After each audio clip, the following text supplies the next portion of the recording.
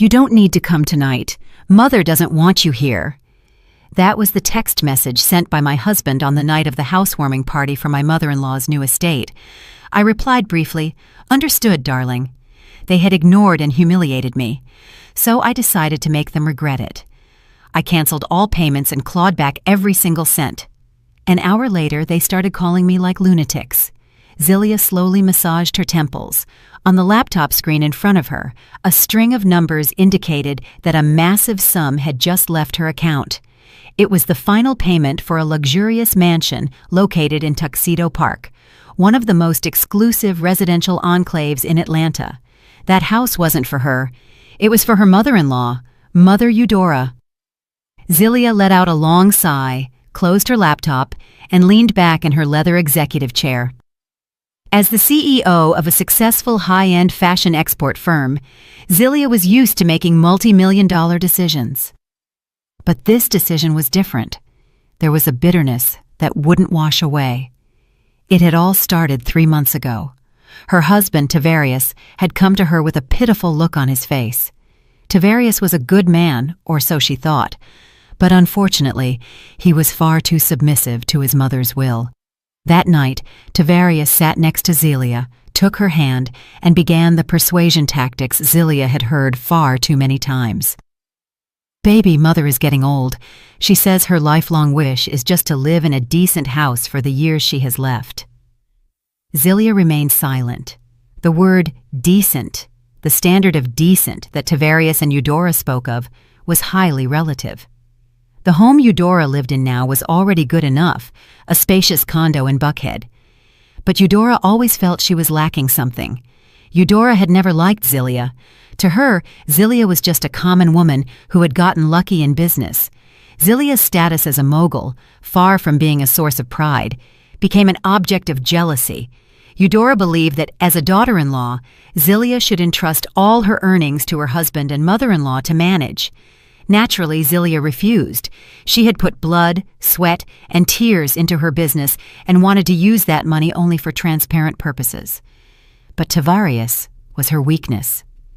"What house are we talking about, honey?" Zelia asked in that moment. "You know, the one over in Tuxedo Park." "Mother went to see it. She says the air is cleaner there, and it has a garden," Tavarius replied, avoiding Zelia's gaze. Zelia almost choked. Tuxedo Park was one of the most expensive neighborhoods in Georgia. She knew the market prices there perfectly. It wasn't a simple house. It was a small palace. "Tavarius, that price is absurd. We're in the middle of a business expansion." Zelia tried to negotiate. "Please, Zelia, just this once, for my mother. I promise that after this, she will never ask you for anything else.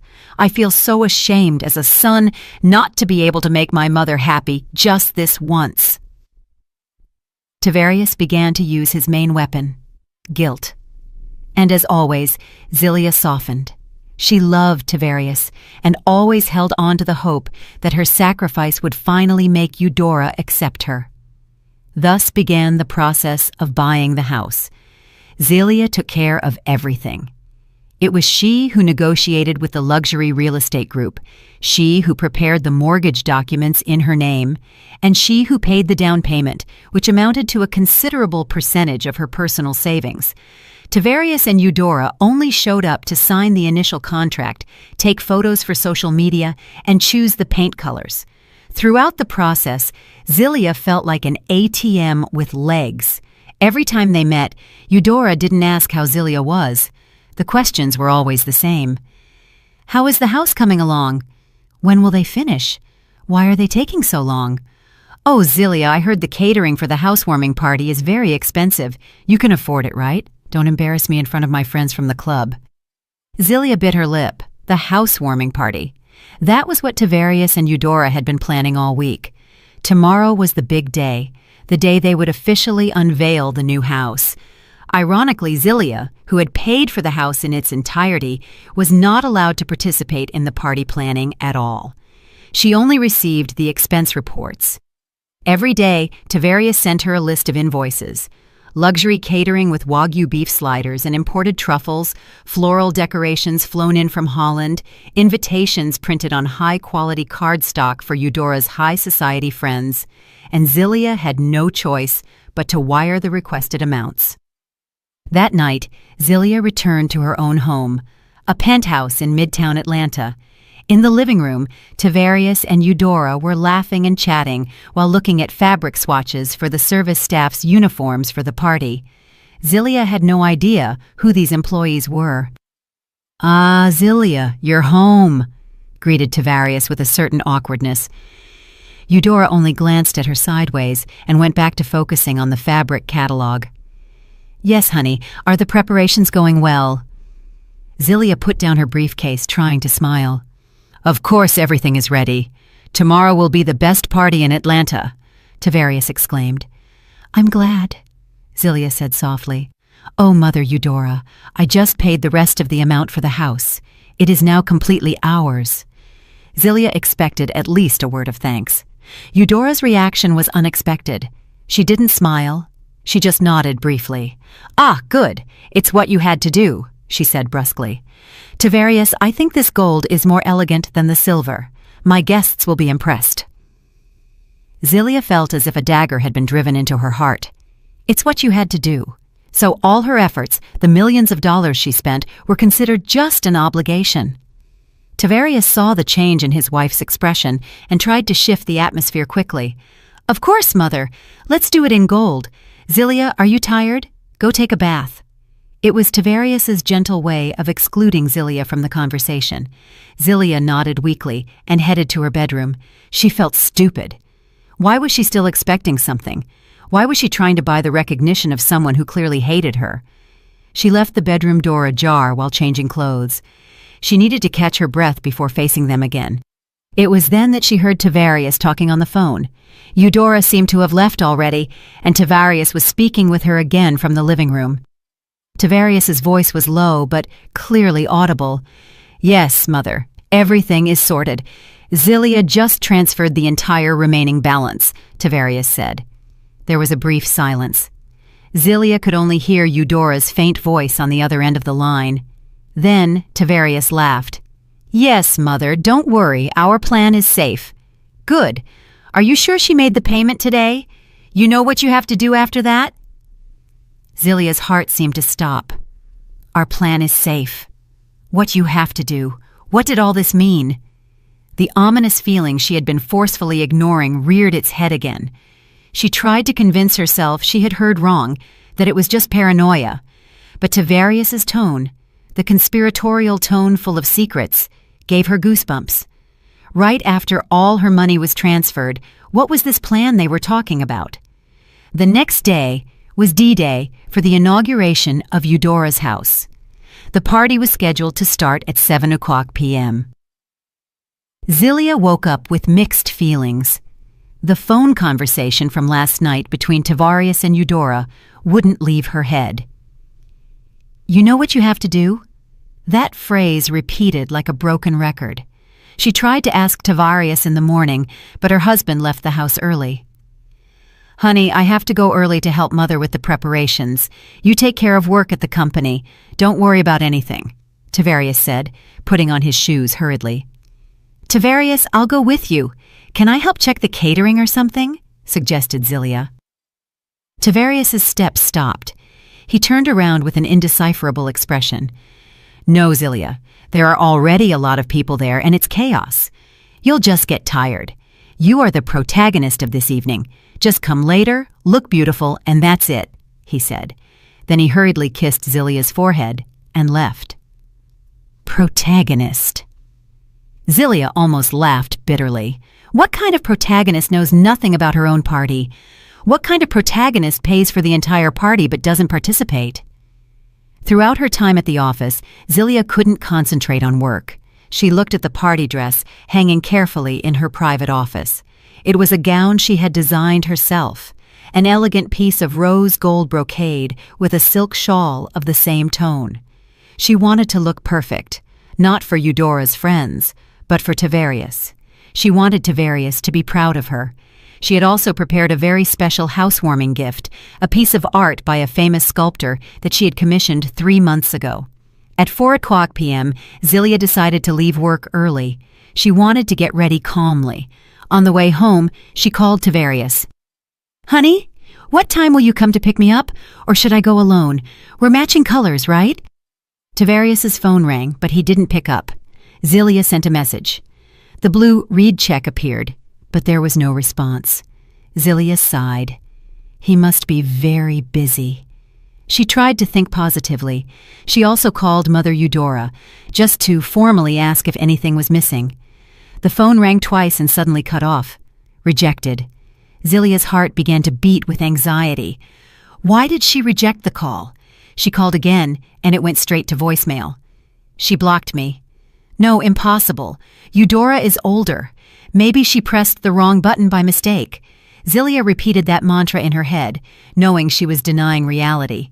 At 6:00 p.m., Zilia finished showering and sat in front of her vanity. She applied light makeup, her hands trembling slightly. The bad feeling was getting stronger. She called Tavarius again. This time it went straight to voicemail, just like Eudora. Something was very wrong. Zilia sat still, looking at her reflection in the mirror. The woman in the mirror was beautiful and successful, but she looked pathetic. She was begging for the attention of people who didn't love her. She was funding the luxurious life of people who wouldn't even answer her calls. Tavarius's words from last night returned to her mind. Do you know what you have to do after that? Was this their mission? To cut Zilia out after receiving all the money? After the house was paid for? A shiver ran down her spine. No, it can't be. Tavarius loves me. At least he used to. At 6:30 p.m., the party should have already started. Zilia was still sitting in her room. The beautiful party dress was still hanging, and the expensive gift remained wrapped. She felt like the stupidest person in the world. She had gotten ready and made up for a party she had paid for, but she wasn't even sure if she was invited. She took a deep breath. She had to end this uncertainty. She needed a clear answer. She grabbed her cell phone and opened the messaging app.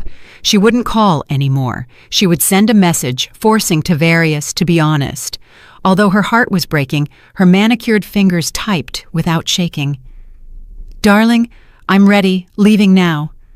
She sent the message to Tavarius. Immediately, the 2 gray checks appeared. Zilia stared at the phone screen without blinking, waiting for them to turn blue. Waiting for an answer. A minute passed. 5 minutes passed. The phone in her hand felt heavy. She knew that whatever the answer was, it would change her life forever. She held her breath. Time seemed to have stopped in the luxurious master bedroom. Zilia stared at the screen. Her message seemed so innocent and pathetic under the room's light. The gray checks felt like a mockery. Tavarius had surely read it. He would have the phone in his hand, but he chose not to respond.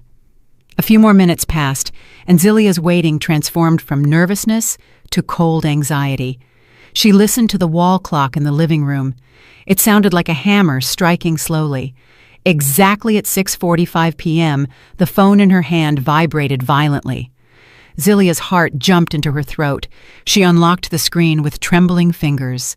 It was a new message from her husband, a single sentence, a sentence that summed up all her fears, her wasted sacrifices, and all the humiliation she had received. You don't need to come tonight. Mother doesn't want you here. Zilia read the sentence once, twice, 3 times. The words didn't seem to enter her brain. They were strange, like an incomprehensible foreign language. The phone slowly slid from her hand and fell onto her lap, covered by silk pajamas. She was still sitting in front of the vanity. The mirror reflected a beautiful woman perfectly made up with empty eyes. The expensive rose gold dress hanging in the closet seemed to mock its owner's fate. The expensive art gift was on the bed, looking like a monument to stupidity. The initial shock passed in a few seconds, followed by a sharp physical pain. It was as if a giant hand were crushing her heart. It wasn't an, "I'm sorry, the party is postponed." Not an, "I'm sorry, Mother is feeling unwell." It was a blatant, cruel, and intentional rejection. And the one who sent the message was her husband, Tavarius. He wasn't a simple messenger, he was an accomplice. Suddenly, all the pieces of the puzzle fit together. Tavarius's phone call last night. Our plan is safe. Do you know what you have to do? This was Tavarius's mission, to cleanly eliminate Zilia after all the bills were paid. The house was paid for, the party paid for. They didn't need Zilia anymore. She was just an expired ATM. Other memories flooded her mind uncontrollably. The memory of when she canceled a crucial business trip to Paris just because Eudora had a cold and wanted her daughter-in-law to take care of her. In reality, Eudora just wanted to brag to her neighbors that she could treat her successful daughter-in-law like a servant. The memory of when she covered the losses of Tavarius's completely failed coffee shop business. She used her company's emergency funds, but never heard a word of thanks from Tavarius or Eudora. On the contrary, she only heard complaints. If you were going to give money, you should have invested more. If I had more capital, I surely would have succeeded. Zilia remembered all of Eudora's sarcasms, that Zilia was too rigid and old-fashioned, that she was so obsessed with work that she forgot her duty as a woman. And most painful of all, that she was barren because she hadn't given her grandchildren yet. In reality, they had only been married for 2 years, and it was Zilia who postponed pregnancy to stabilize Tavarius's and his family's finances. During all this time, Zilia had endured it all. She swallowed it all for love of Tavarius. She always thought Tavarius was on her side, that he simply had a hard time between his wife and his mother. But this text message was proof. Tavarius wasn't having a hard time. He had chosen, and he hadn't chosen Zilia. Tears began to accumulate in her eyelids, hot, stinging, full of humiliation. She almost sobbed. She wanted to scream, throw things, cry like a madwoman. But the moment she looked at her reflection in the mirror, something different happened. The tears stopped at the edge of her eyelids. Anger, cold and clear as dry ice, began to flow through her veins. The pain didn't disappear, but it changed shape. It turned into power. She was no longer the weak woman lamenting her fate. She was Zilia, the woman who built a business empire with her own hands, the woman who negotiated with international clients, the woman who didn't fear making difficult decisions. And tonight, she would make the most difficult and simultaneously easiest decision of her life. She wasn't a victim. She was an investor who had just realized her investment was rotten. And what does a smart investor do when they know the investment is rotten? She cuts her losses. Zilia picked up the phone she had dropped. Her fingers no longer trembled. She opened Tavarius's message again. "You don't need to come tonight. Mother doesn't want you here." She read the message one last time, not with pain, but with disgust. A cold, ironic smile grazed her nude-painted lips. She looked in the mirror and said to herself in a low voice, "Fine. You started this." Her fingers danced over the screen. She wrote a short answer and sent it to Tavarius, an answer that would make them sleep in a momentary sense of victory. "Understood, darling." She sent the message. She knew Tavarius would read it and feel relieved. Good, submissive as always, Tavarius would probably think. I can go back to enjoying the party, drunk on victory. Zilia left her personal cell phone on the vanity. She wouldn't need it anymore tonight. She got up and walked decisively toward the office in the corner of the bedroom. She ignored the party dress and the gift. She sat in her comfortable executive chair, opened a drawer, and took out another phone. Her business phone. A black, solid, heavy object full of contacts of important people. The screen of the business phone lit up, showing a photo of her smiling with confidence. This was the real Zilia, the CEO Zilia, the Zilia who controlled everything. She took a deep breath and exhaled slowly. The air in the room felt heavy. She knew she would burn bridges in the next hour, but she also knew she had to do it to build a new palace on the ashes. Her finger touched the screen and searched for the first name on the speed dial list. The name was Mr. Sterling, Private Banking. The game had just begun. At 7:00 p.m., Celia pressed the call button. The call connected to Mr. Sterling, her private banker, who had managed her assets for the last 5 years. Sterling was a true professional. Madam CEO, good evening. It's been a while since you called outside business hours. A calm, deep voice was heard on the other end. Mr. Sterling, good evening. I'm sorry to bother you. I have several urgent requests that must be processed tonight. I hope you aren't busy. Zilia's voice was completely different from a few minutes ago. There was no trace of emotion or doubt. There was only a cold and clear instructional tone. Sterling caught the gravity. Of course, ma'am. I am ready. How can I help you first? Zilia began. Immediately cancel all direct debits and scheduled transfers from any account in my name to Tuxedo Park Realty or related accounts, effective from this very moment. HOA fees, bills, whatever. Understood? I will cancel all direct debits related to the real estate agency. Mr. Sterling could be heard typing on the computer. Anything else? Yes, this is key, continued Zilia. It concerns the final wire transfer of $2 million I made this afternoon. I know the funds have already reached the developer's account, but I want to know whose name is on the purchase agreement for that property. Sterling verified the data. According to records here, the contract holder is Mrs. Eudora, and you are listed as the total guarantor and primary payer. All funds came from your account. Perfect, said Zilia quietly. Mr. Sterling, contact the bank's legal department immediately. I want to freeze that transaction. I want to recover my funds. Find a reason. Use any reason. Fraud, coercion, or undue influence. I don't care. I want there to be problems in the property transfer process of that house. A small sigh was heard from Mr. Sterling. Ma'am, that is very complicated. The funds have already been transferred and canceling a paid contract. I know it's complicated, cut in Zilia sharply. I don't pay your salary for you to do easy things. I am a VIP client, and my priority tonight is to create a legal problem in that transaction. I will not sign any documents related to the property transfer. Put that house in bank dispute status. Do you understand me? Understood, ma'am. I will inform the legal team right now. I will take all the measures I can.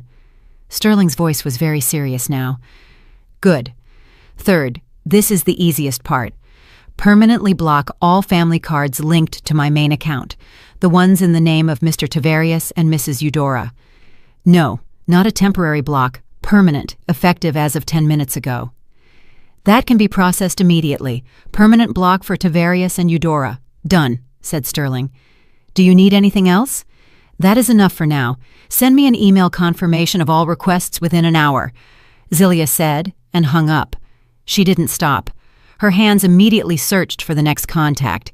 It was Mr. Carmichael, marketing director of the Tuxedo Park Real Estate Group. Zilia had met with him a couple of times. Hello, Mr. Carmichael. Good evening. This is Zilia, the buyer of the estate on Tuxedo Road. Zilia's voice changed now to a slightly panicked tone, but still controlled. Ah, Mrs. Zilia, good evening. What's wrong? Is the party going well? Greeted Carmichael cheerfully. The party? Zilia let out a small, dry laugh. Mr. Carmichael, I'm calling you because a very serious problem has arisen. I am the guarantor and total payer of the property, right? Yes, of course, ma'am. 100% are your funds. Good. I have just received information that I have been scammed by my husband and my mother-in-law. They conspired to appropriate that asset. What, ma'am? What are you saying? Carmichael's voice rose. I don't have time to explain it, but what is clear is that I, as the legitimate payer, have never given my consent for any property transfer. I am officially informing you. I am going to recover all funds, and I am going to file a dispute over that home. I made the transfer this afternoon under duress. Zilia lied, mixing a little drama to make the message stick. But ma'am, the money is already paid, and the party is underway. Exactly, Mr. Carmichael. Send your team there right now. Stop the party and seal the house. That house is now in dispute. I will not sign any papers. If the developer hands the keys to Mother Eudora, I will sue your company for complicity in fraud. Yes, ma'am, calm down. I will send our security team and legal team to the location immediately. We will freeze the status of the home. Carmichael was in a total panic. A lawsuit from a multimillionaire buyer was his nightmare. Good. I await your call. Zilia hung up. 2 triggers pulled. Bank and real estate. Now the third. She called the head of operations at her own company.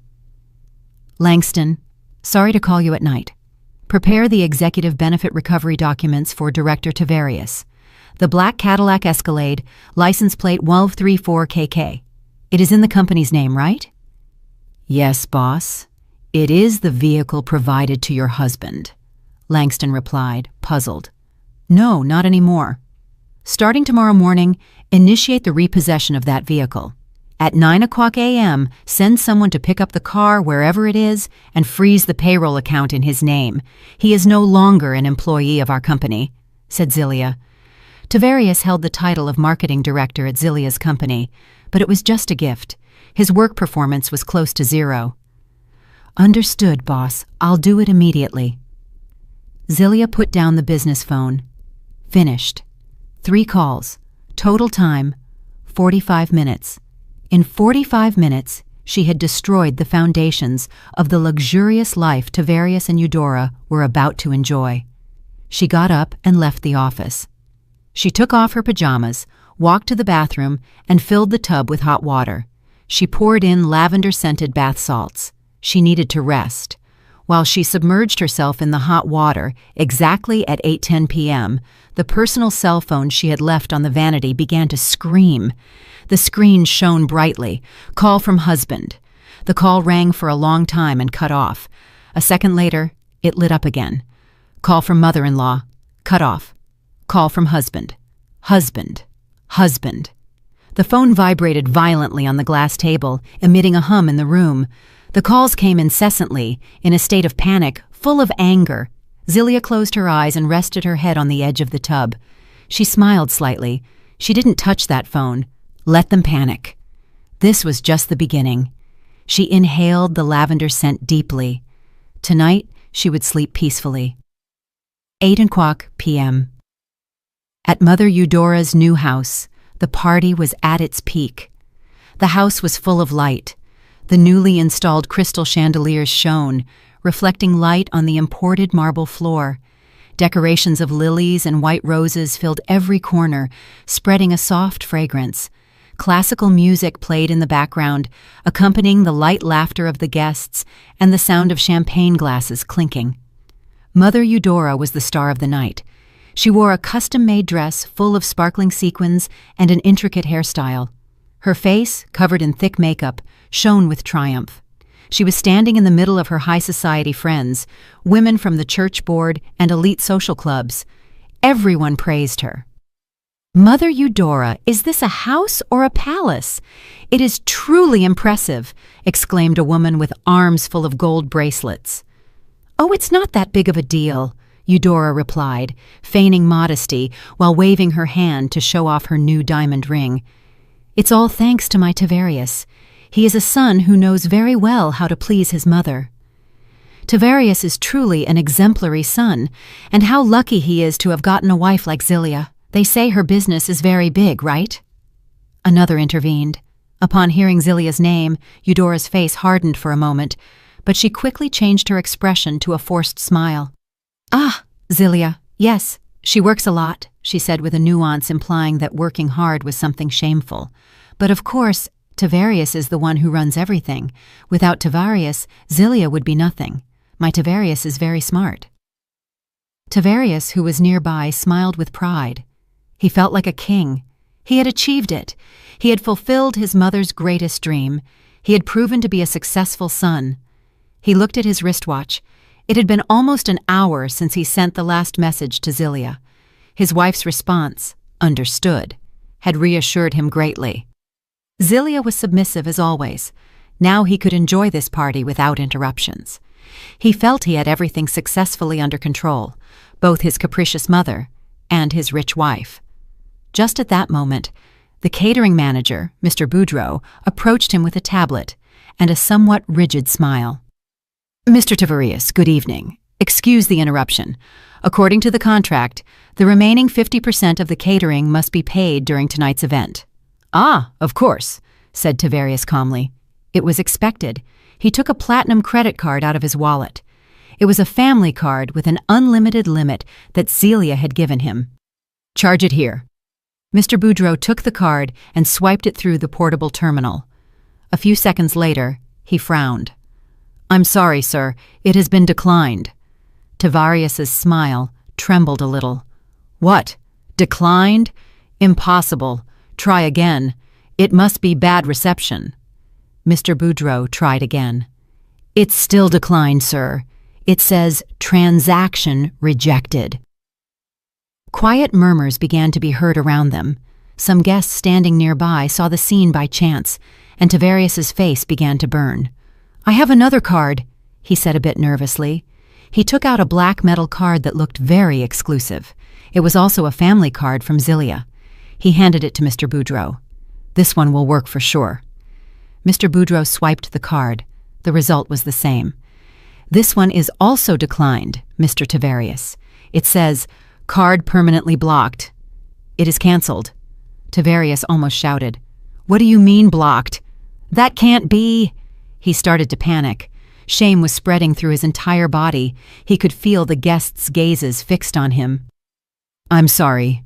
Mr. Boudreau's voice was now firmer and colder. His polite smile disappeared. The total amount is $30,000. Our company rules are strict. If payment is not completed, we must stop service. Stop service? The party is underway, snapped Tavarius. We will stop serving drinks and the chefs will stop preparing the main courses. And if it isn't resolved in 30 minutes, we will begin to remove the buffet. Are you crazy? Tavarius was truly in a state of panic. Mother Eudora noticed the commotion and walked over. Tavarius, what's wrong? Why does Mr. Boudreau look angry? Eudora's voice remained arrogant. There is a problem with the credit cards, ma'am, said Mr. Boudreau directly, showing no more respect. The catering cost has not yet been paid. Eudora's eyes widened. What, Tavarius? Why hasn't it been paid yet? Where is your wife? Why hasn't she taken care of this? Just at that moment, the second chaos arrived. The classical music stopped suddenly. All the guests turned toward the entrance. There stood 3 men in black suits. They weren't guests. Their faces were serious and tense. The one in the center, who seemed to have the most authority, was Mr. Carmichael from the real estate group, whom Tavarius also knew.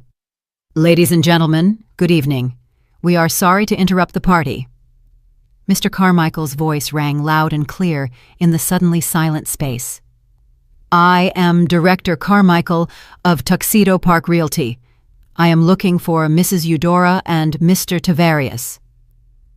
All eyes turned now to Tavarius and Eudora. The two seemed to be under spotlights on a stage. What? What is happening, Mr. Carmichael? Asked Tavarius. His voice was shaking. A very serious administrative problem has arisen, said Carmichael, approaching. He no longer cared about party etiquette. We have just received a notification from the bank and our legal team. Mrs. Zilia, primary payer and total guarantor of this home, has withdrawn her consent for this transaction. What? Screamed Eudora. Withdrawn consent? What does that mean? This house is paid for. My son's wife paid for everything. That is the problem, ma'am. Carmichael's voice was cold. She paid, and she has filed the dispute. Mrs. Zilia alleges circumstances of fraud and coercion. As the legitimate payer, she never consented to hand over the keys to you. The funds transferred this afternoon have been frozen by the bank at her request. Legally, this house is currently in dispute. Silence. It was so quiet you could hear the ice melting in a guest's glass. Dispute. Eudora's face turned pale as a corpse. What should we do? Asked a guest, breaking the silence. This party is over, said Carmichael firmly. For legal security, we ask all guests to leave the premises immediately. This house will be temporarily sealed by us until the legal situation is clarified. Chaos erupted. The guests, those high society ladies, didn't need to be told twice. They hurried out murmuring. Some even laughed blatantly. The best party had turned into hell in an instant. This can't be, shouted Tavarius. He took out his cell phone. He had to call Zilia. He dialed his wife's number with trembling hands. The phone rang. No answer. He called again. No answer. Answer, Zilia! Answer! Shouted Tavarius desperately. Eudora, seeing Tavarius in panic, took out her own phone. "I'll call her. Surely she is afraid of me." Eudora called. Rejected. She called again. Voicemail. She called again. In the silent bathroom, amidst the lavender scent, Zelia watched the screen of the phone vibrating violently on the vanity. Call from husband. Call from mother-in-law. Call from husband. The phone screamed ceaselessly. Zelia simply smiled, closed her eyes, and enjoyed the hot water enveloping her body. The chaos in the disputed house was progressing rapidly. The high society friends who praised Eudora to the skies were now scattering like rats abandoning a sinking ship. Their faces full of fake smiles now showed a mixture of surprise, pity, and above all, malicious glee. The hottest gossip of the year was unfolding before their eyes. "My lord, having the house sealed like that? What a shame," whispered a lady to her friend as they walked quickly toward their car. "I knew they didn't have the capacity to buy a house like that. Surely the daughter-in-law bought it and now she's gotten angry. They deserve it," replied another, hurriedly taking photos of the front of the house where the developer's security team was starting to arrive. Eudora stood frozen on the marble terrace that minutes ago was her stage of victory. She was shaking violently, but not from cold. It was from anger and unbearable shame. Her shiny dress now looked like a clown costume. The thick makeup on her face was starting to run from cold sweat. "Tavarius! Why isn't she picking up the phone?" screamed Eudora hysterically. She looked at Tavarius with wide eyes. "This is all your fault. Why did you send her that message? Why did you tell her not to come?" Tavarius, who was repeatedly pressing the call button, froze. His mother's confession in front of the developer's team and the remaining catering staff was a fatal mistake. Mr. Carmichael from the real estate agency arched an eyebrow. "Ah, so you intentionally prevented the paying party from attending her own event. This further supports Mrs. Zelia's allegations." "You don't care," shouted Eudora. She turned back to Tavarius. "Keep calling. Tell her to come here. Tell her to tell these people it's all a misunderstanding. Hurry!" "I'm trying, Mother. She's not answering," replied Tavarius. He was also ashamed, but the panic was greater. He didn't know what to do. While mother and son argued, Mr. Boudreau from the catering gave a signal to his team. "Pack it up." His order was brief. The waiters who until a moment ago were serving food agilely now moved with more speed. They started stacking dirty plates roughly. Wagyu sliders, grilled shrimp, salmon. The buffet food that hadn't even been touched was immediately covered and taken out on carts. They tore down all the floral decorations they had installed. The waiters dismantled the coffee machine and recovered all the bottles. They worked quickly and efficiently, like a team of professional thieves. "Hey, what are you doing?" shouted Eudora. "You can't take that food." "That is no longer paid for, ma'am," replied Mr. Boudreau cynically. "Since the payment has been declined according to the contract, we are reclaiming everything that is our property. In case of non-payment, all goods, including intact food, revert to us." Some waiters even removed the tablecloths, leaving only the bare wooden tables. The luxurious party now looked like a place recently looted. Eudora's shame reached the limit. She had to watch them strip the remains of her splendor before her eyes. After the catering left, it was the developer team's turn. Mr. Carmichael took out a roll of large yellow stickers.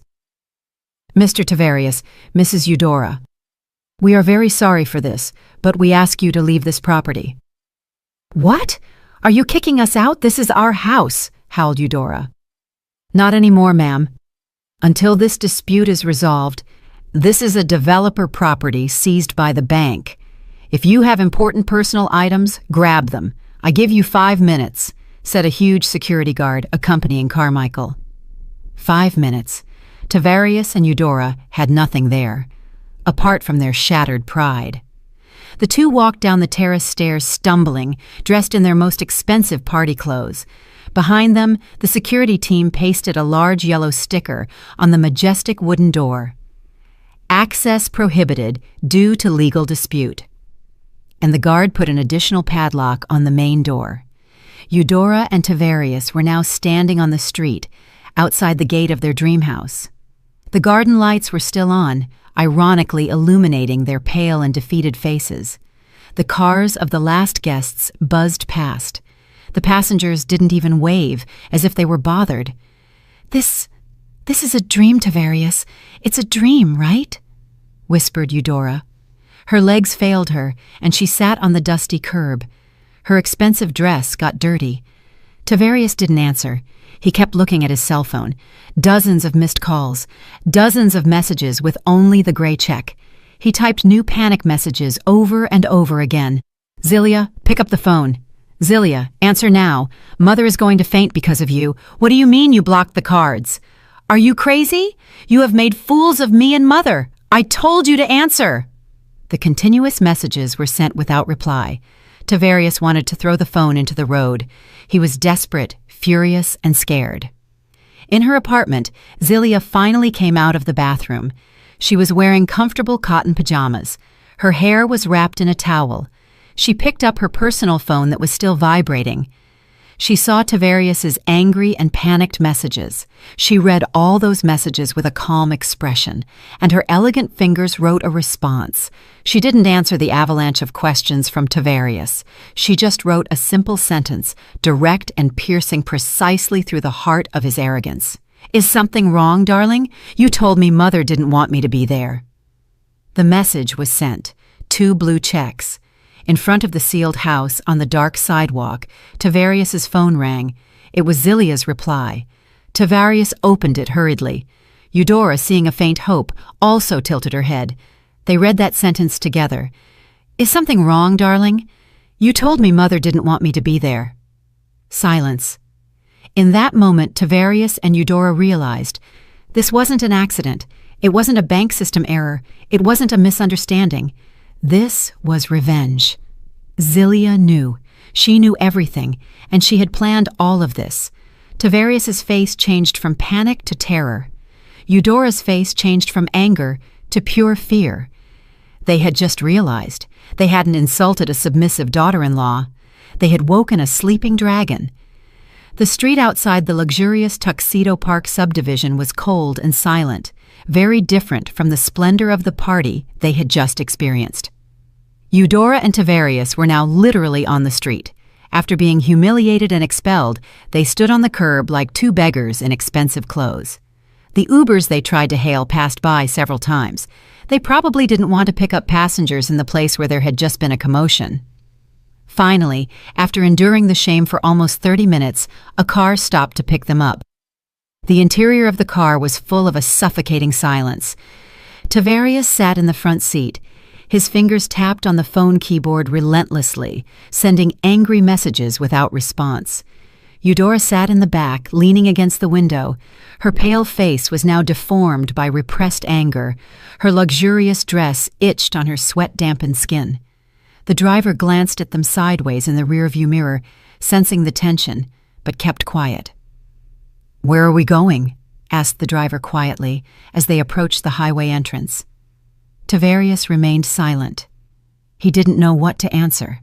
Should they go back to that small old house his mother always complained about, or to Zilia's apartment, that luxury penthouse in Midtown? "To Peachtree Street," whispered Eudora from the back seat. Her voice was hoarse. "We have to see that woman. We have to make her cancel all this." Tavarius nodded. "To Peachtree Street, please," he told the driver. He had to talk to Zilia. This surely was just a bluff. Zilia loved him. Surely he could change Zilia's mind again. If he got a little angry and begged a little, Zilia would go back to being the submissive wife he knew. When they arrived at the lobby of her luxury apartment building, Tavarius encountered the first problem. He swiped the access card at the lobby door. A red light turned on. Failure. He tried again. Failure. Access denied. Tavarius cursed under his breath. "Now what?" shouted Eudora. "The card isn't working," growled Tavarius. "Mr. Tavarius." A lobby security guard approached them. "I'm sorry, but at the owner's request the use of your card has been suspended." "Owner? I am her husband." Tavarius began to explode emotionally. "I'm sorry. Rules are rules. We must contact Mrs. Zilia's unit first to obtain permission for your entry," said the guard firmly but politely. Eudora's face turned red as a tomato, expelled from her new house, and now she had to ask permission like a guest to enter the apartment she considered her son's. This was a new layer of unbearable humiliation. The guard called on the intercom. "Good evening, Ms. Zelia. Security. Mr. Tavarius and Mrs. Eudora are in the lobby. Can I let them up?" There was a brief silence. Tavarius held his breath. If Zelia rejected them in the lobby, his life was over. Zelia's calm voice was heard over the intercom. "Let them up. I'm waiting for them." Tavarius felt a little relieved. "You see? She's waiting for me," he told the guard, and dragged his mother by the arm toward the elevator. The elevator seemed to move too slowly. Tavarius straightened his wrinkled shirt. Eudora fixed her crooked hair. They were preparing for war. Ding! The elevator door opened on the penthouse floor. Tavarius didn't need to knock. He saw the house door was ajar. He pushed the door roughly. "Zelia, what does all this mean?" he shouted as he entered. The scene inside the apartment left him stunned. Zelia wasn't crying, nor scared, nor in panic. She was sitting comfortably on the living room sofa in cotton pajamas with wet hair wrapped in a towel. In front of her on the coffee table was a steaming cup of ginger tea. She looked calm and fresh, as if she had just enjoyed a home spa. A brutal contrast to Tavarius and Eudora, who were dirty, exhausted, and full of anger. "Sit down," said Zelia softly. Her voice was calm like pond water. "Sit down?" Eudora took a step forward, shouting, "You make us go through that shame and tell us to sit down? Do you know what you have done?" "Look, Zelia, I don't know what game you're playing, but this has gone too far," intervened Tavarius. His voice trembled between anger and fear. "You humiliated us in front of everyone. You canceled my cards. You sealed Mother's house. Are you crazy?" Zelia stared at Tavarius. She searched in her husband's eyes for some trace of the man she once loved. She couldn't find anything, only fear and selfishness. "Crazy." Zelia finally opened her mouth. Her voice didn't rise, but it was sharp. "Who is crazy? Me, who worked to the bone to buy the house of your dreams, or you, who enjoy my money while insulting me behind my back?" Tavarius remained silent. "That I humiliated you?" Zelia let out a small laugh without humor. "Didn't Mother herself say she didn't want me to go? I just followed orders. I didn't go. I simply recovered everything that is my property." "Your property!" shouted Eudora. "Nothing here is yours.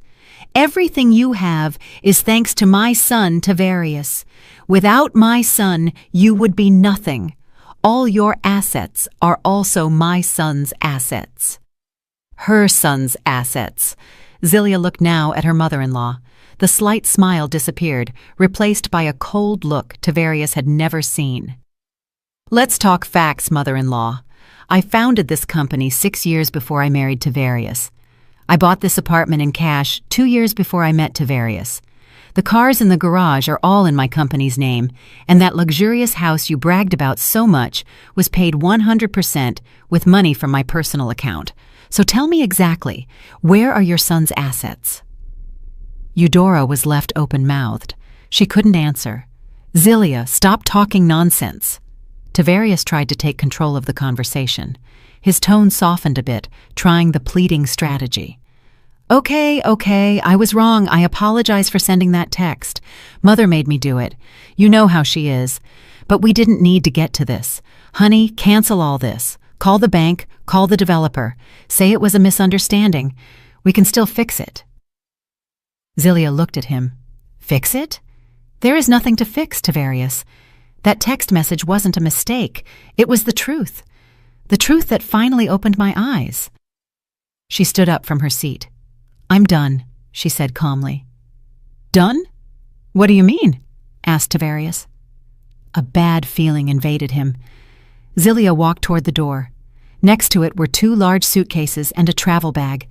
They were suitcases Tavarius recognized as his own. "This marriage is over, and my role as your ATM is too," said Zelia. She kicked the suitcases gently toward Tavarius. "Those are your things. I packed everything I could. Expensive clothes, watch collection, Shoes. Tavarius's eyes widened in terror. Are you kicking me out? I'm not kicking you out, corrected Zilia. I'm just returning you to where you belong. This is my apartment. I bought it with my blood and sweat, and I don't want to breathe the same air as someone who insults me and conspires with his mother to cheat me. Con artists. Watch what you say, Zilia, shouted Eudora. You enjoyed my money, but told me not to go to the party I paid for. If that isn't a scam, what is? Replied Zilia sharply. Now please, get out, both of you. Zilia, don't do this. Tavarius was truly scared. He tried to take Zilia's hand. Zilia pulled her hand away as if she had touched fire. Don't touch me. For the first time, she raised her voice. I have ordered your car to be repossessed, and they will take it tomorrow at 9:00 a.m. The credit cards are already blocked, and tomorrow morning my lawyer will send you the divorce papers. No. Tavarius shook his head in disbelief. Ah, and one more thing. Zilia smiled cynically. Live comfortably in your new house. Which one was it? Ah, the one that is still sealed. She opened the apartment door wide, pointing to the exit. Out, she ordered. Eudora, seeing Tavarius frozen by shock, tried to move forward to push Zilia. You can't do this to my son! Zilia grabbed Eudora's hand with surprising strength.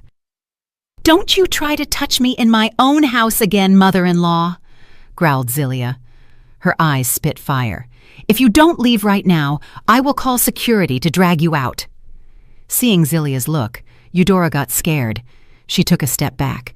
Tavarius dragged his suitcases with trembling hands. He looked at Zilia one last time, seeking mercy. What he found was a steel wall. He and his mother left the penthouse. The moment they crossed the threshold, Zilia said, Goodbye, Mr. Tavarius. Goodbye, Mother Eudora. And the door closed.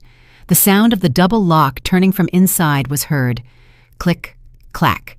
Tavarius and Eudora were standing in the cold, luxurious hallway. Next to the pile of suitcases, they were now officially homeless. Tavarius hit the hallway wall in frustration. Ah, Zilia, open up! We can still talk, Zilia!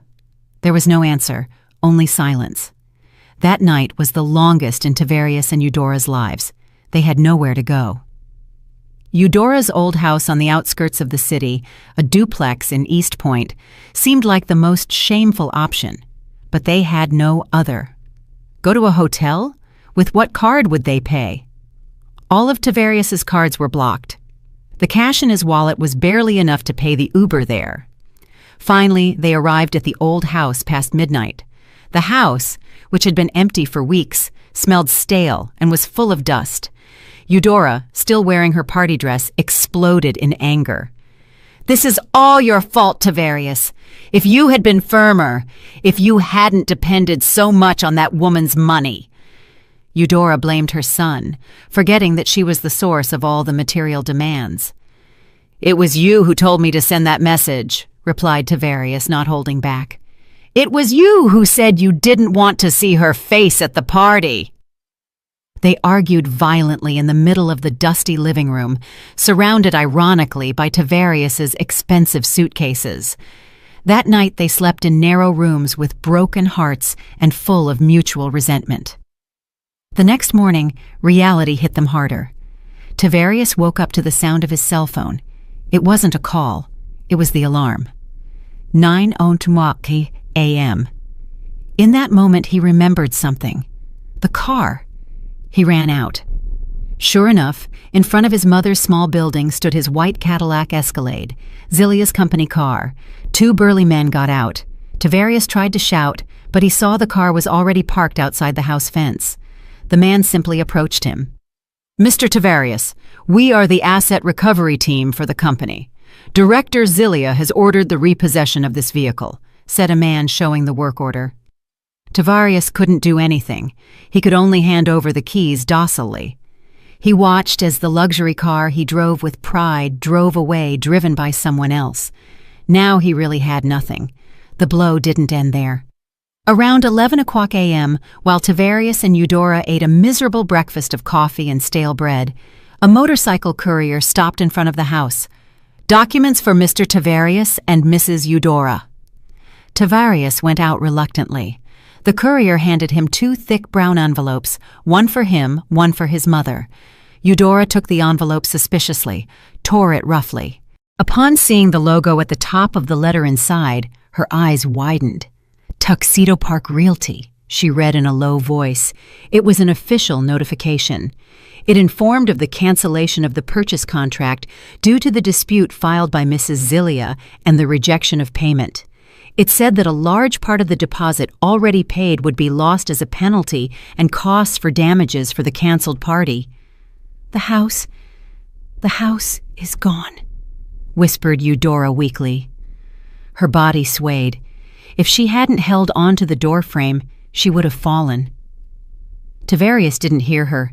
He was distracted with his own envelope. The envelope was thicker. It had the logo of a famous Atlanta law firm. Upon opening it, his heart beat like crazy. "Divorce complaint." The words jumped out.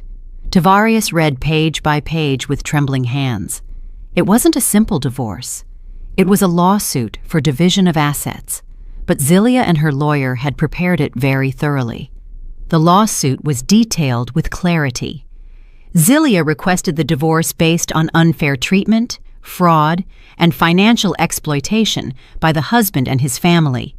The most terrible part was the annexes. There were dozens of pages, copies of bank statements showing the flow of millions of dollars from Zilia's account to Tavarius's and Eudora's accounts, transfer receipts for the house payment receipts for all catering and decoration expenses, copies of the property deeds for the apartment and company assets bought long before the marriage. And the claim was clear. Zilia demanded a strict separation of assets. All her separate property was untouchable. As for the marital assets, which were almost nil since Tavarius had no income, Zilia said she was willing to divide them. But the most devastating thing was that Zilia demanded Tavarius return all company benefits he had enjoyed, considering them as personal debt. Tavarius sat on the floor of the dirty porch. Finished. He was completely finished. Zilia wasn't just divorcing him, she was destroying him financially to the root. "Tavarius, what does your letter say?" asked Eudora urgently, seeing her son's pale face. Tavarius handed her the papers without a word. Eudora read. She didn't understand all the legal terms, but she understood the words divorce complaint and claim for damages. The anger that had been extinguished for a moment exploded again inside Eudora, but she knew that getting angry wouldn't solve the problem. She had to change tactics. Her cunning began to work. "No," whispered Eudora. She narrowed her eyes. "She can't do this. She still loves you, Tavarius. She's just angry." "Angry? She is ruining us, Mother." "Then we have to make her anger pass," said Eudora. A grotesque idea formed in her head. "We have to ask for forgiveness. We have to soften her heart again. Mama will kneel before her. I will cry in front of her. She is a good girl. She won't be able to bear seeing her mother-in-law kneeling." Tavarius looked at his mother. He knew exactly what she was planning. It wasn't a sincere apology. It was theater.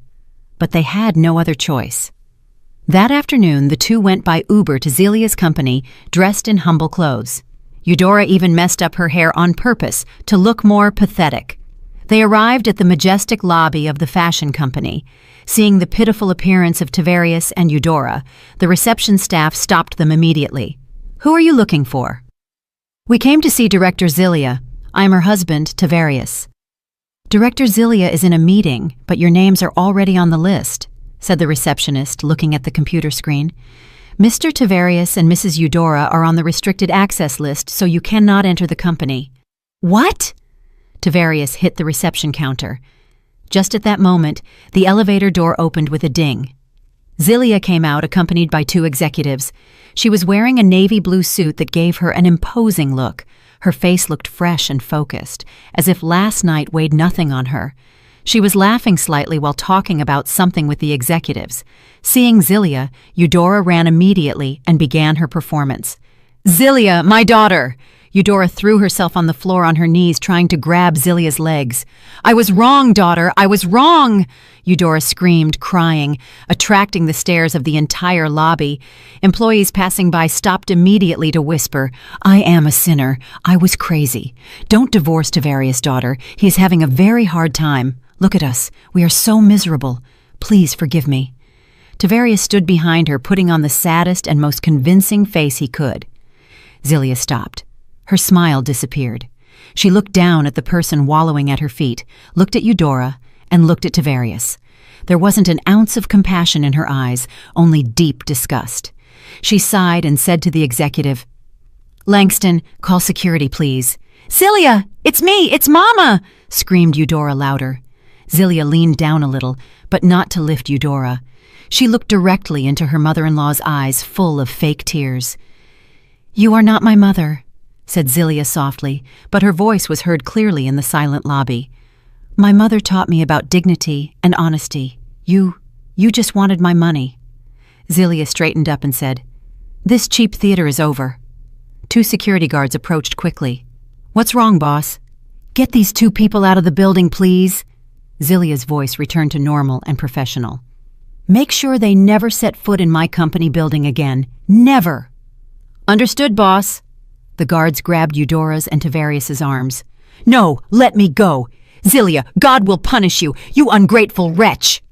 Suddenly, Eudora's crying ceased, and her face transformed into a mask of terrible anger. Her theater was discovered in an instant. She kicked and hurled insults. Tavarius had no choice but to follow docilely while they dragged him. He looked at Zelia, who didn't even turn around. Zelia simply fixed her clothes, turned around, and headed back to the elevator, continuing her conversation with the executive as if nothing had happened. While they dragged Eudora through the glass doors of the lobby, she shouted for the last time, "You will regret it, Zelia. You will grow old and be alone." The glass doors closed, blocking her voice. Zelia, inside the elevator, just smiled slightly. She had already overcome regret. Now she was entering the field of freedom. The following months were hell for Tavarius and Eudora. After being humiliatingly expelled from Zelia's company, they returned to the narrow house in East Point. That house, which they once abandoned with arrogance for the house of their dreams, now felt like a suffocating and miserable prison. The failed party, the sealed house, and the humiliating story of Eudora being expelled from the lobby of Zelia's company spread faster than fire. Eudora's high society friends not only moved away from her, but actively turned her into the laughingstock of all gatherings. "Eudora? Oh, the one with the dispute? Ha ha ha ha ha. I heard she lives in a dump again. What a pity.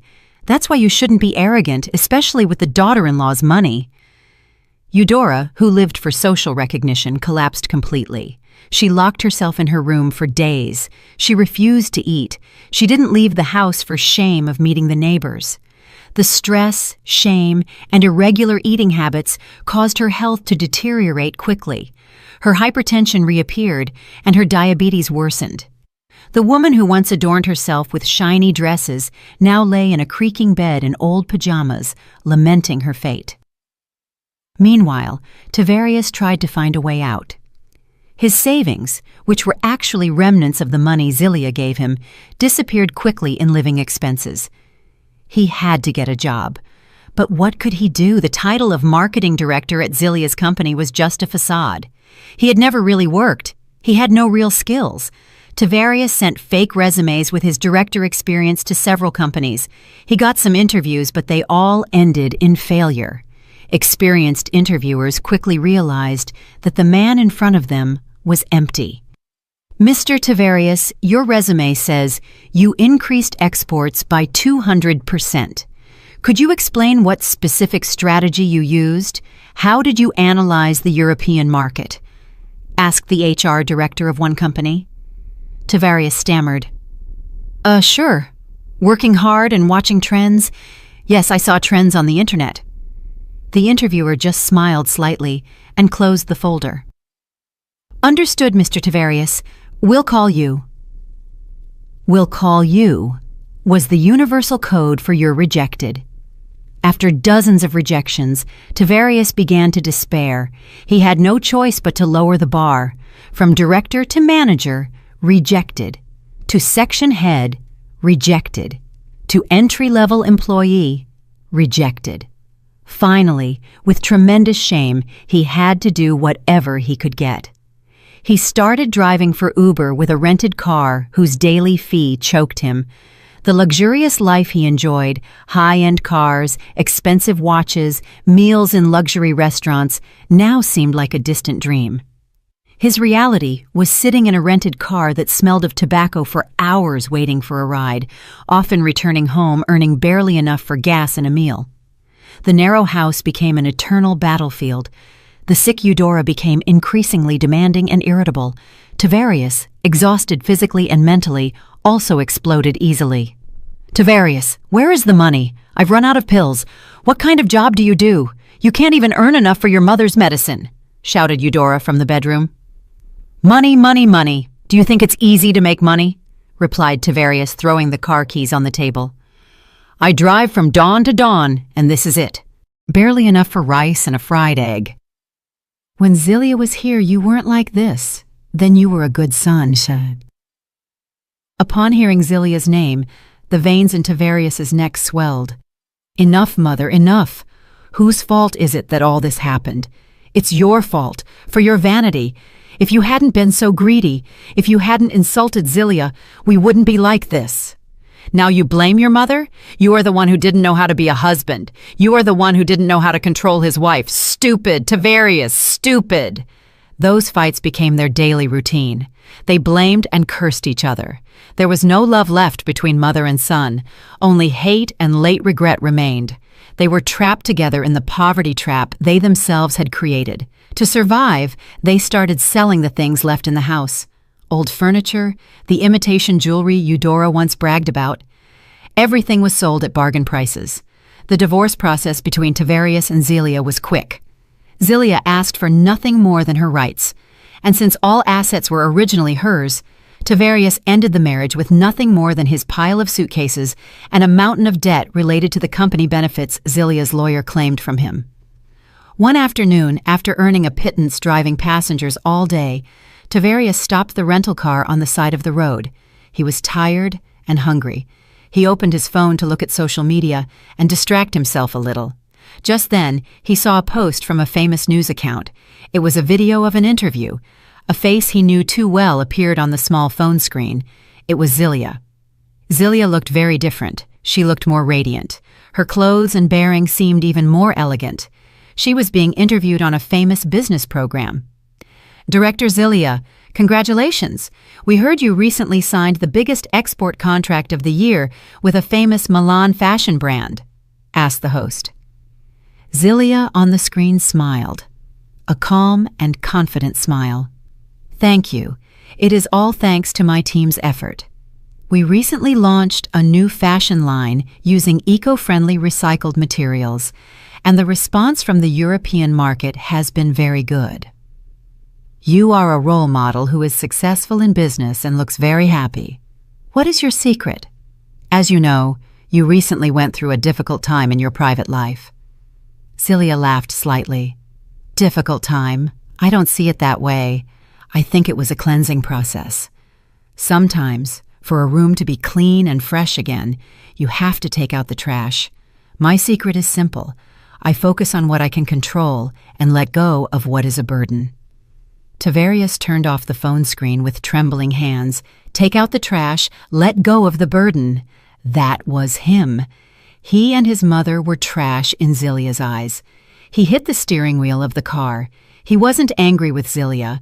For the first time, he was angry with himself, angry at his own stupidity. He saw what he had lost. He had a diamond, but he threw it away to chase a grandiose and empty house. And now he had nothing. Meanwhile, Zelia was giving an interview in an air-conditioned TV studio, and ex-director Tavarius was sitting alone in a hot rental car with an empty stomach and a shattered heart. Karma had fulfilled its mission perfectly. A year had passed since that disastrous inauguration night. For Tavarius and Eudora, it was a year of pain, but for Zelia, it was 365 days of freedom and growth. Her divorce was officially finalized 6 months ago. The judge accepted all of Zelia's demands. Since Zelia's proof of ownership was so strong and clear, the division of assets was smooth. Tavarius, who tried to fight claiming a share of the company, only made a fool of himself in court. His lawyer couldn't prove even $1 of contribution from Tavarius, but Zilia's lawyer easily proved the hundreds of thousands of dollars Tavarius had siphoned from the company without contributing anything. Tavarius left the court as a totally defeated man. Freed from the burden of a toxic marriage, Zilia poured all her energy into two things: her business and her own happiness, and the results were amazing. The eco-friendly fashion line Tavarius saw on his phone was an international success. Her company grew exponentially. She opened 2 new factories and hired hundreds of employees. She hadn't just recovered, she was flying much higher than before. The Zilia of now was another person. She was still a soft-spoken woman, but now she had an aura of confidence and unshakable determination. She no longer hesitated when making decisions. She didn't try to please everyone.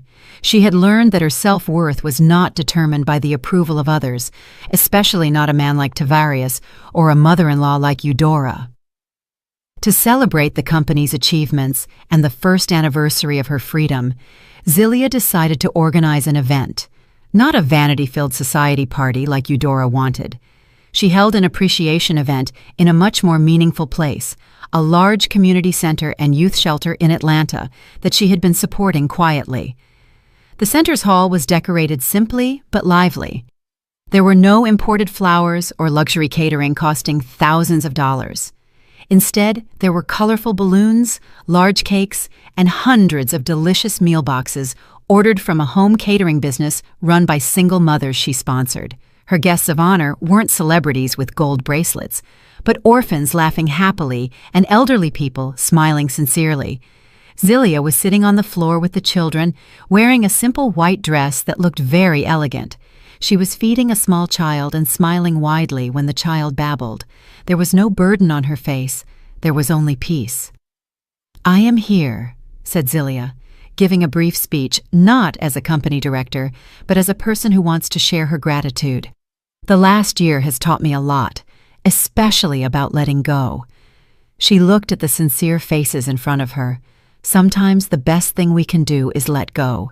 Release the burden, let go of the past, and let go of the people who sicken our soul, because only with empty hands can we receive new, more beautiful blessings.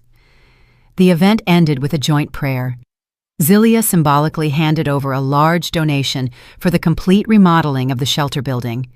The staff and children cried with emotion and prayed endlessly for Zilia. Almost at the same time, in another corner of the dusty and hot city, there was a long line in front of a modest building with a sign that said, "Soup Kitchen, Friday Distribution." People in old clothes, tired faces, and empty gazes waited in silence with empty bowls or lunchboxes. In the middle of that line were 2 people who contrasted but were equally miserable. A thin, sickly-looking old woman leaned on a younger man wearing an old, twisted bandana. The man, dressed in a faded t-shirt, stared ahead with a lost look. They were Eudora and Tavarius. This was their new reality. After Tavarius lost the rental car for not paying the fee and lost his driving job, they were left completely broke. They lived on the compassion of neighbors and now survived by waiting in lines at soup kitchens. "Move up a bit, Tavarius. I'm hungry," complained Eudora. Her voice was weak, but it still held a brusque tone. "Patience, mother. The line is always long," replied Tavarius. There was no emotion in his voice. "This is all your fault. If you hadn't been so foolish back then—" "Mother," cut in Tavarius for the first time. He didn't interrupt her with anger, but with a deep weariness. "Enough. It's no use. Just wait in line. It's almost our turn." Eudora was surprised by Tavarius's tone of voice and closed her mouth. She looked at her son and looked at the line. Finally, she realized. There was no one left to blame, nor was there anything left. This was the end of everything. Back at the community center, the event had ended. Zilia walked alone through the beautiful garden, enjoying the soft sunset breeze. Her assistant approached. "Boss, the car is ready. The interview with the International Business Magazine is scheduled for 5. Zilia nodded. She looked at the sunset sky starting to turn red. She felt peace. She had forgiven Tavarius and Eudora. Not for them, but for herself. She forgave to release the remaining toxins of the past. As she walked toward the car, a thought crossed her mind. She remembered the Xylia, who was once willing to sacrifice everything to buy a luxury house for her mother-in-law, just to be insulted. She smiled slightly. Once I was desperate to buy them a house, she thought, as she opened the door of her own car, since she didn't need a chauffeur. But in exchange, God gave me something much more expensive. God gave me a palace they can never seal. A palace called freedom. She got into the car, adjusted her scarf, and drove toward the future she had created herself. Did you like the story, and which city are you listening from? Let's meet in the comments. If you liked the story, you can support me by sending a super thanks so I can keep bringing more stories like this. Thank you so much for your sweet support. I'm looking forward to your comments on the story. On the screen, you can see 2 new life stories that I highly recommend. There's so much more on my channel. Don't forget to subscribe. See you in the next life story with love and respect.